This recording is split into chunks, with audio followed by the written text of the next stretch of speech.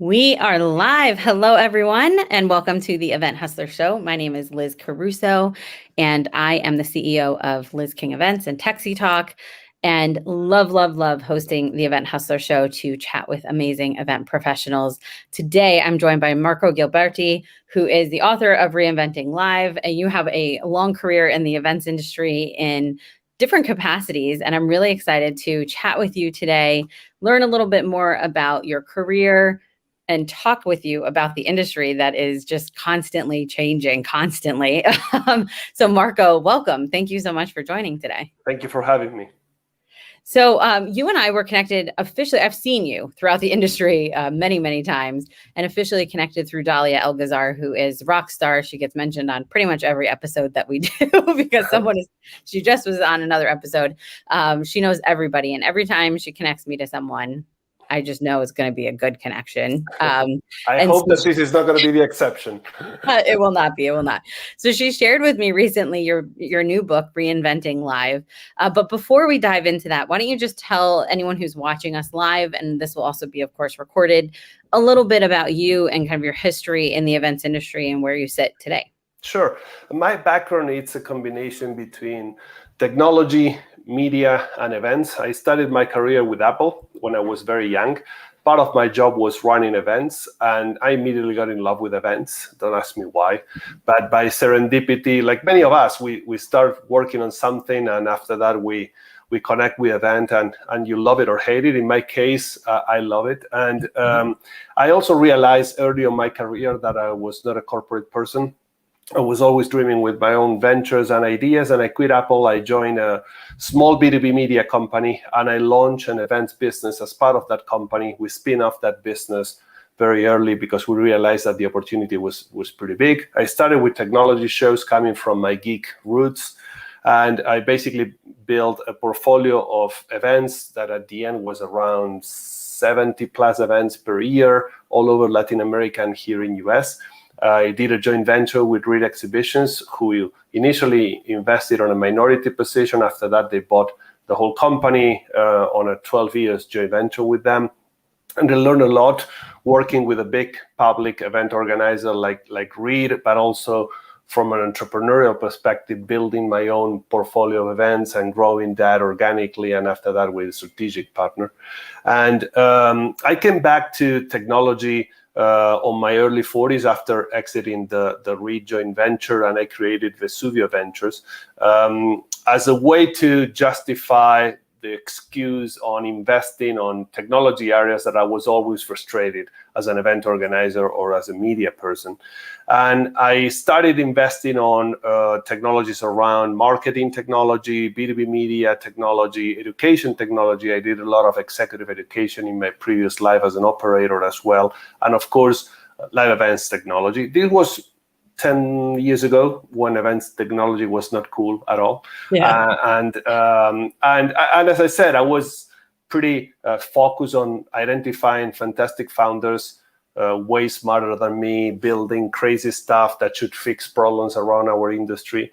And I did different sort of investments and advisory opportunities during the last decade. And also now I'm doing more M&A because there is a ton of consolidation around the industry, and I know buyers and sellers. And as you can see, I can think as an event organizer because I still invest on traditional events and organize events, but also as a tech person. And hopefully sometimes I help on translation between geeks and event organizers. And that's probably one of the potential added value that I could bring into these sort of opportunities.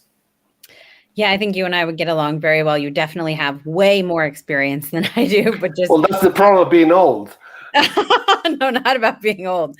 Just you worked with some amazing companies, which is really great. But having that skill set to talk about the technology and also understand what an event organizer needs.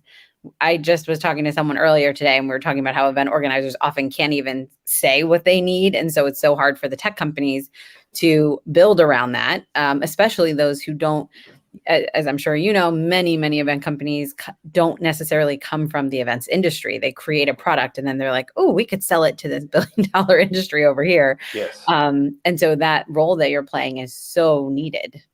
Thank you. And yes, you're right. It's very easy for an event organizer to complain about technology, and it's very easy for a technology company to complain about event organizers as well. And that frustration is around the industry for a long time, at least 2 or 3 decades. And it's not productive, because I think that both are right and wrong in some way. Sure. And both needs to be doing a conscious effort to understand the technology part of this, and also understand the user interface and user experience from an organizer perspective. And I think that the last couple of years basically validated the idea that technology could and should be an important part of the events industry. And I believe I'm very optimistic about the future, because I now see event organizers taking technology and innovation seriously. And I also see amazing technology founders creating very, very strong software for our industry, which is very important as well. Yeah, it is a crazy time. It is. Even 10 years ago, there wasn't that much interest in event technology. When we started our TECHSYTALK event that we do, it was about 10 years ago. And, we were talking about like mobile apps and registration companies. It's nothing like the kinds of much more complex conversations we're having now about attendee engagement and your tech stack and all these things, that people have come a long way. But a lot of that growth, I think, sadly, has been in the last 18 months and not 10 years ago when we should have been doing it, or 20 years ago. Yes. But what has it been like for you just over the past year and a half, personally and then professionally, watching all of these?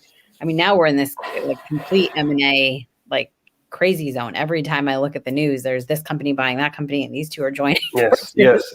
What's happening? Well, first, on a personal human basis, I was, of course, shocked to see what COVID was in the early days, and concerned about my family health, my personal health, and how the world is going to survive this crazy situation. I would say that the first 6 months was basically thinking, wow, I'm going to lose all my money invested in events and event technology, because the industry is going to basically disappear. Yeah. And after that, I remember initial conversations with tech founders, and I was brainstorming with them, what if you move your existing software to a virtual opportunity and you help organizers to at least have some sort of interaction with their communities? And I started to realize that the smart founders, they were starting to grow like never before, because all organizers, they were saying, you know what, now is the right time. I need to do something to survive. And I saw dramatic growth on some companies on my portfolio, because they were able to help those customers on a very productive way. And those customers were ready for, prime time in terms of engaging, taking risks, investing, rethinking. At that time, more or less, I think it was March 2020, I was in this house. I'm now based in Colorado for the summer. I'm based in Miami. That's my home, but I have a place here in Colorado. And I was skiing with Denzel, my co-author at Reinventing Live. And both of our wives called us the same day, and they told us from different angles the same message: what the hell are you doing there? Come back home. This is serious. And I remember having dinner with him, and I told him, look, I'm thinking to write a new book. I wrote a previous book in 2017 with Jay Weintraub, a good friend, partner, and co-investor. The name is The Face of Digital, and it was a book where we share our own ideas about how technology, the intersection between technology and events. It was a little bit more geeky book, more technical, talking about technology. And I told Denzel, look, I'm thinking to write a new book about how this industry should be reinventing themselves. And Denzel right away said, let's do it together. I have some ideas. I know Denzel for more than 20 years. He did due diligence on my company when Reed invested. And since then, we become friends. And I always admire his strategic thinking in the industry. And that's how Reinventing Live started. And we put a lot of time. For me, it was an excuse to reach out to old friends and very smart people around the industry and pick their brain about how this industry could and should be reinvented. And we published the book, I think, early this year. And of course, timing was pretty good. We were very lucky, and the book generated a lot of interest around the industry from big event organizers, associations, meeting planners, venues, investors. I don't know, we're getting feedback from marketing people, from corporate organizers. Corporate organizers were very, very engaged with our conversation. And as you know, they're very sophisticated. They're doing a fantastic job with their own events, which means we're lucky with timing. And as we said with the book, our goal is open a conversation. We don't have a crystal ball. We don't know what the hell is going to happen in the future. I honestly think that nobody knows. And the conversation is becoming very, very interesting. So what are some of your keys when you're thinking of reinventing live? And this is something, like you said, everyone, especially in January, started thinking about 2021. What is this year going to look like? Are we going back to in-person? What's this hybrid thing? What are some of the big things that you're focused on that you think planners should really be thinking about? Look, a couple of learnings from talking with smart people and researching the book is, one of the first things that we learned during COVID is which specific things should be done face-to-face and which specific things could and should be done on a digital way. And that concept for the events industry is critical, because we're all learning that many things could be done on a digital way, and they're working fine, they're very efficient, and they're very attractive for the visitor, the buyer, the speaker, the exhibitor, the sponsor, the organizer. Yeah. But other things are almost impossible to replace with technology and needs to be done face-to-face. Understanding that concept is critical for the future of our events and our communities. And clever organizers and planners are rethinking their model and understanding that a part of their value proposition could be digital, and it's super scalable and efficient. And a part of their value proposition will continue to be face-to-face, but probably instead of a 20,000 people event in Vegas, it's going to be 3,000 people events in Vegas, Singapore, and Sao Paulo, because those communities are going to have a better return of their time and investment on those sort of different gatherings. Yeah. And that learning is becoming very fast during the last couple of years. And it's changing the business model and the value proposition of our industry quite dramatically.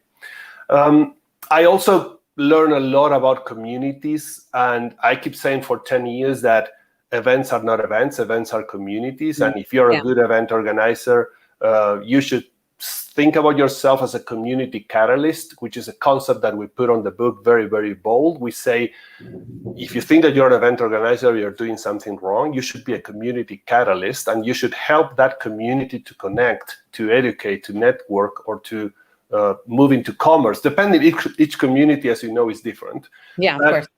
But the concept is, an event for a couple of days is no longer enough. Your community should be alive all year long, and you should help that community to be more efficient. And some communities are all around networking. Some communities, it's about commerce. Some communities, it's about education. Some communities, is a combination of all those topics.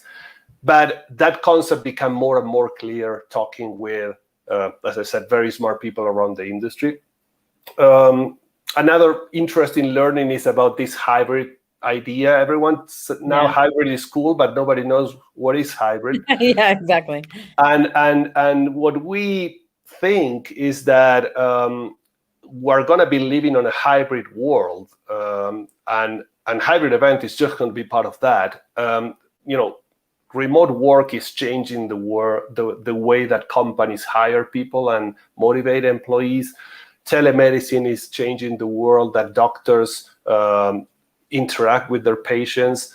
Fintech is changing the world that we interact with financial institutions. Why the hell events should be isolated from those sort of technologies and trends? And right now, events as an industry, and as you know, it's a multi-trillion-dollar industry, is no longer isolated from technology. And investors are realizing this, and because of that, we see billions of dollars coming into event technology startups and some crazy valuations. Yeah. But investors are not stupid. These are investors who invested in the most successful tech startups in the world, in Silicon Valley and in every single tech ecosystem. And they're thinking, this is a massive industry. It's pretty much old school yet, and technology should play a very important role. I want to be having some sort of participation on that opportunity. Yeah. So one of the conversations I had recently with someone was that tech companies and tech people are kind of in their own bubble, and they're talking about technology, and they think the whole events industry is going this way. And event producers are in this other bubble. They just want to go back to in-person where they're comfortable. They don't want to talk about all this stuff. They'd rather just do what they were doing before. And it depends which bubble you're in, what conversation you're having. And I look at a lot of events that are coming back in 2021, the big events, they're returning to in-person. They look just like 2019 to me. And I keep saying this because it drives me crazy. But do you feel like some of these transitions you're talking about, do you feel like the planners, the industry is catching up fast enough? Are they getting these messages? I know obviously that's your mission, is to get this out and get people thinking in this direction. I'm a big believer, evolve or die. If the organizations don't move towards hybrid, if they don't move towards these different content models, the human beings who attend will demand it, and it will put companies out of business if you just cannot wrap your mind around something other than in person. But are we just going to be an industry that basically goes into extinction because we refuse to change, or do you see enough of that change happening? Look, I was looking at a presentation that I did on the global conference for UFI. Are you familiar with the Global Association of Event Organizers? It's a very well-known association for big event organizers and venues. I think that it was 2016 or 17. And one of the slides was about event organizers' position or mindset. And it was a big picture and the phrase was denial. Event organizers are on a denial mode. They think that technology will never affect our industry, and we will continue to enjoy double-digit growth events and fat margins, and life is beautiful. And I remember at that time talking with some CEOs of very large event organizers, and they were telling me, look, you're probably right, and I understand that now technology is your thing, and you're no longer running events and P&L, but why the hell should I complicate my life with technology if my business is growing like hell? My investors or the analysts, if it's a public company, are happy with me. Why the hell should I complicate my life talking with these geeks? I don't understand their product, their software. And again, I'm growing like never before, which means life was beautiful in many ways for event organizers and planners for at least a couple of decades. And I understand that because I was one of them. I was enjoying that growth, and I sold my company at nice multiples because of that growth. And it's, as you know, it's a cash flow positive business with all the things that private equity loves. And I was telling them, if you don't do this now, you're not going to catch up. Look what happened on the media industry or other industries. And, publications died because they were not ready for digital. And look what happened with COVID, basically. Events were not ready for digital. And this transition into virtual was bumpy and not good and difficult. And we all struggled to monetize and engage our audiences and keep those events. And I remember virtual events in March 2020, and they were depressing. Now they're way better. The progress in 18 months was dramatic, but the industry was not ready for this. And it was because lack of investment and that denial mode that you said. Those two bubbles that you said are true. And both bubbles are bad, are wrong, because the tech guys should look the world from a broader angle and understand that some people don't speak their language. And the event organizers should get out of their comfort zone and engage technology if they want to survive, because our industry technology is eating the world. I don't know if you remember a famous phrase from Mark Andreessen, a very well-known venture capital investor. In 2011, he published a blog post saying, software is eating the world. And a lot of people said, this guy is crazy. And he was absolutely right. Now software is eating every single industry, and we're not isolated from that. No, not at all. I wonder sometimes if it's enough, if people were scared enough, like you mentioned in the beginning of COVID, the 6 months or the first few months, I think we all felt very similar. How will we get through this? What will the world look like? What will events look like? Will my family survive? I mean, we went to some pretty dark places. You look 18 months later and life seems to be getting back to quote unquote normal a little bit, depending on where you are in the world, at least. And I think people have realized like, wow, we made it through. And I think it's almost like it wasn't enough time to really scare people into change. Yeah, but I will challenge the idea that we're back to normal, because I think that, and now it's the planning season for the big organizers and big associations and corporate organizers, and I talk with people about that, and I'm asking, if you're working with one of the big organizers, a public company or private equity company, you will need to plan the next 3 to 5 years ahead.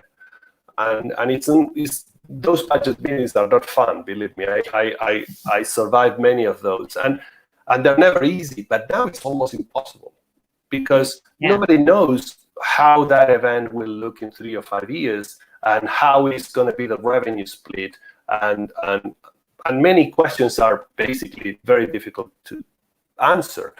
And what they're telling me is, look, there are some clear trends that we are starting to understand. Number one, 2021 Q4 events and 2022 events, they should be pretty good, because there is an anxiety on coming back to face and jump on a plane and meet with people again.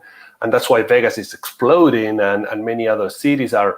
I was in an airport this weekend, and it looks like Thanksgiving. It was crazy busy, and people are anxious to go back to face-to-face experiences, and this is including B2B events and trade shows, conferences, etc. Now, 2023 is going to be the interesting year, because we're going to see a reset on budgets, allocation into live events after we are all excited to go back, because those companies are going to go back to their office after the 2021 or 2022 event, and they're going to think, do I really need to do this again?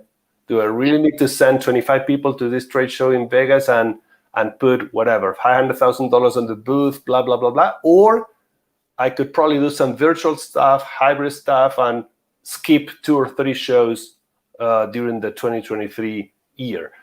That's where the real conversation is going to happen. And those events who are ready to serve those customers on the right way are going to survive. And not only survive, they're going to grow like never before. But those events that are still on denial mode, they're probably going to have a hard time. Yeah, I've been telling people to, planners in particular, to watch out for that feeling of we're going back to in-person, and look, everybody loves it. Because that is, to your point, that's how it feels right now. See, everyone wanted to be in person, and that only reinforces the idea that that's what people want. But to your point, attendee, like human behavior has changed dramatically. What people will sit through, there's all these articles about going back to work, right? People being told to come back to the office. I saw an article last week about a woman who was asked to come into the office for a 7-minute meeting, and she quit. She decided, I'm not interested. That's maybe a little dramatic, but we are seeing that you're making me go back too fast and full time. And what are you talking about? That to me is what's going to change in years. In 2 or 3 years, you will start to see people say, to your point, I don't need to go again. That was nice. It was good to be back. Now I have a lot of other things going on. I'd rather attend virtually, or I'd rather go to something else that's more. But that's a great example. Good companies are going to be flexible with their employees and creative in order to retain talent. Yes. And if you work for a cool company, they're going to allow you to go to the office once a week or once a month. I was talking with a CEO the other day, and he told me my employees are going to come to the office once a quarter for meetings, but they can work at the office if they want, because some people, they have small kids and they want to escape from them, or at their houses. And that company is going to retain talent. And some companies are going to have mandatory 9-to-5 office hours, and probably they're going to lose some talent. Events is going to be the same. If your event is rigid and it's not flexible and creative on the model, it's probably going to lose some customers. Yeah, absolutely. So the next question I have for you, and we're coming up on time, which I hate, but we have about 5 minutes left. I do want to ask you a few more questions. One is, and this is kind of a selfish question, as you look to the future, whether it's 2022 or 2025 and beyond, what's a technology that you personally would just be very interested in putting your money towards, investing towards, helping them build out? What is something you think that this industry really needs as we look to the future? And I know that you are very aware of like where technology is and where it needs to go. So that's really what I'm asking. Like, where do you think the one thing you would put all your money on? I was obsessed with some technologies 5 years ago, and I placed some bets on companies around matchmaking, for example, for B2B events, which I think there is a massive opportunity and problem. And I was lucky because those companies are doing a good job and growing like hell, because matchmaking for B2B events still is a very, very difficult technology. But right now you can use at least 3 or 4 solid players helping buyers and sellers to connect before, during, and after the event. That was one of my obsessions 5 years ago. More or less around the same time, I was also obsessed with AR, VR, because I think that AR, VR should help product demos and engagement on the floor, on the show. And I was totally wrong, because it took forever, AR, VR, to catch up with live events. And I'm still looking for the right deal, for the right technology for AR, VR on-site opportunities. I think that that's a category that I continue to pay attention. I believe that technology, as you mentioned before, because of this M&A, we're starting to see platforms that includes different features and software solutions as part of the platforms. If you see the Hopin or Vesuvio of this world, they're acquiring a lot of features and growing their product stack on a very aggressive way. But I believe that we're going to continue to see niche technology created by founders who are building something that is very difficult to build, like matchmaking or AR, VR sort of solutions, and they're going to grow extremely fast. I'm also paying attention to venue-related technologies, because I think that venue will need to update their technology offering. Geolocation, indoor location is still a massive problem for events. I'm looking technologies for sports events or festival and music, which is very cool stuff that at some point will jump into B2B.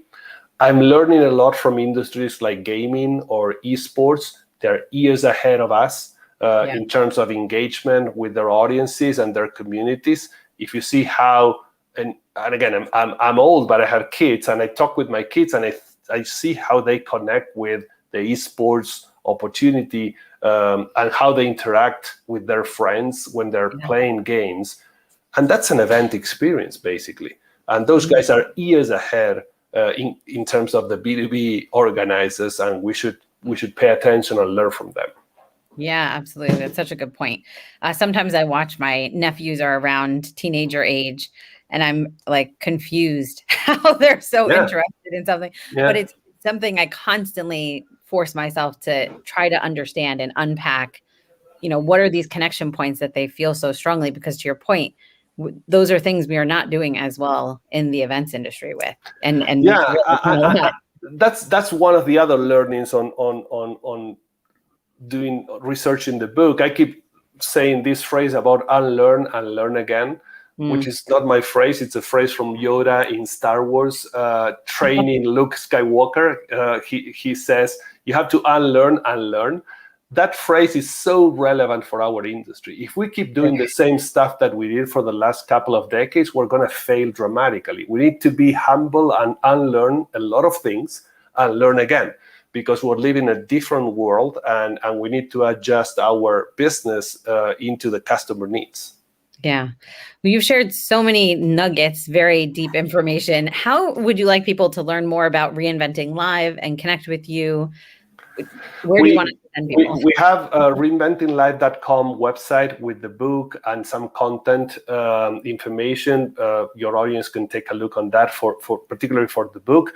I'm on Twitter at Marco Giberti and LinkedIn. Those are two easy places where people can connect with me and take a look. I also have a personal blog, marcogiberti.com, where I put my own blog posts, but most of the stuff is also on LinkedIn as well. And I'm always open to talk with smart founders and smart people building the next generation of events, which is my passion. Amazing. Well, thank you so much for your time and all of your insights, and not just for the book, but what you've shared today. It was really good getting the chance to just chat with you and get some insights from you. Thank you for having me again. Of course. All right. So we will be back. We're going to take a little summer break. So we'll be back in mid-August with the next episode of the Event Hustler Show live. But in the meantime, make sure you catch all of our past episodes, including this one, which will be available on our podcast and blog and all over social. So we will look forward to seeing you all very, very soon. Thank you again, Marco.